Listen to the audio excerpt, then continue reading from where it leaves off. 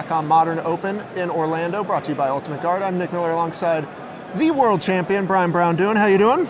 I am doing well. It's nice to have you here for a player spotlight. We, of course, have seen you climb the ranks over the years, crushing the Open Series, the GP circuit, the GP Master, into the world champion.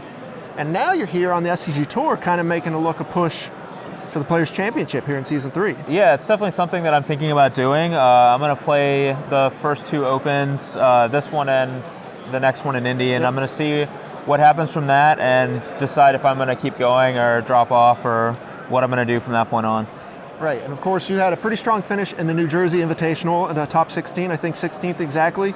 15th actually. Okay. Got in there by one, had a little breather room, but right. And we saw like a spoiler of the World Championships coming up. You know, you played Bant Eldrazi, but you played a Delirium deck in Standard there.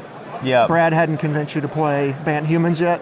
Not yet. No, I was still stubborn at that point. So was able to over the course of testing decide that Humans was just the better deck. Okay. So coming off the Invitational, you kind of knew Bant Eldrazi was a good deck where you wanted to be in Modern. Yeah. Talk about your prep for Worlds then. So we went into, actually directly after the Invitational, Brad and I flew to Seattle and we met up with Joel Larson and Martin Mueller there. And we basically decided to, we wanted to focus mostly on Standard and Limited because those were the two biggest formats for Worlds. So a lot of what we did was like testing some Standard while somebody was drafting, things like that. We ended up actually testing Modern way more than we wanted to. And there was a lot of disagreement about what Modern deck we were going to play. We actually ended up playing different things. Martin and Joel were really big on Living End. Brad and I were not so big on it. And Brad ended up spiraling all the way down to Jund. And I ended up just playing Bant Eldrazi, the deck that I was familiar with. But yeah, we basically spent a week and a half in Seattle just grinding to prepare for that tournament. Right, you absolutely crushed the constructed portions of that tournament. I mean, you crushed the entire tournament, let's be honest. How do you feel after the fact? You know, you've been kind of climbing the ranks, beating every tournament structure up to this point. You're now the world champion. How does that feel, you know, coming back to an Open like this where you kind of made your name? It feels kind of cool, actually. It feels awesome. Like, just to go from playing in Worlds and actually like winning that tournament and how amazing that is and just getting to be the world champion, just going back to playing in the tournament series that I played for multiple years and just having a chance to go back and do that is just really awesome. It's just a good chance to have a lot of fun. Sometimes Magic is taken super seriously, especially in Worlds and stuff. And while I did have fun in that tournament, like here I'm just looking to just play some Magic, have a good time, see what happens. Of course, you're on Bant Eldrazi this weekend. It's worked before, it's going to keep working?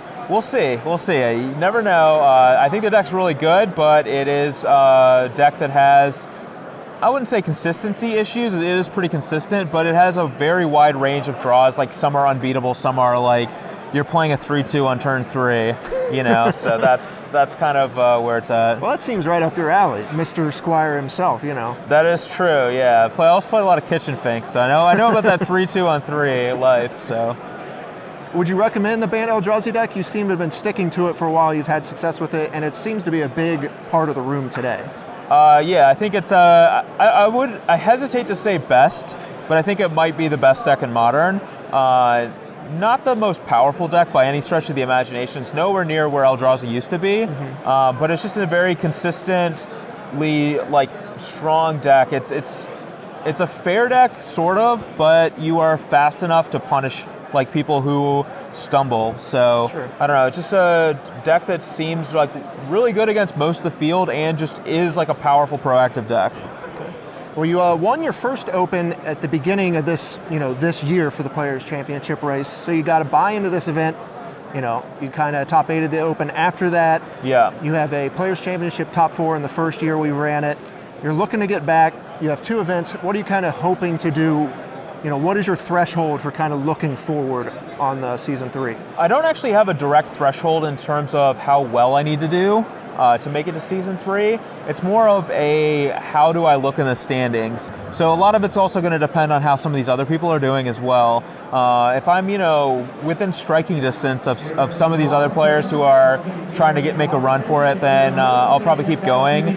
But if I look and I'm like, 10th in the standings and all these people are just way ahead of me, then I probably will just move on. So it's not just like I need a top 8 or like I need 2 top 16s or whatever.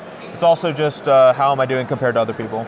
All right. Well, everyone in season 3, you better look out. The world champ is coming for you. BBD, Maybe. Thanks for joining me here in the sideboard. You're welcome. Stay tuned to StarCityGames.com all weekend long for the action here in Orlando.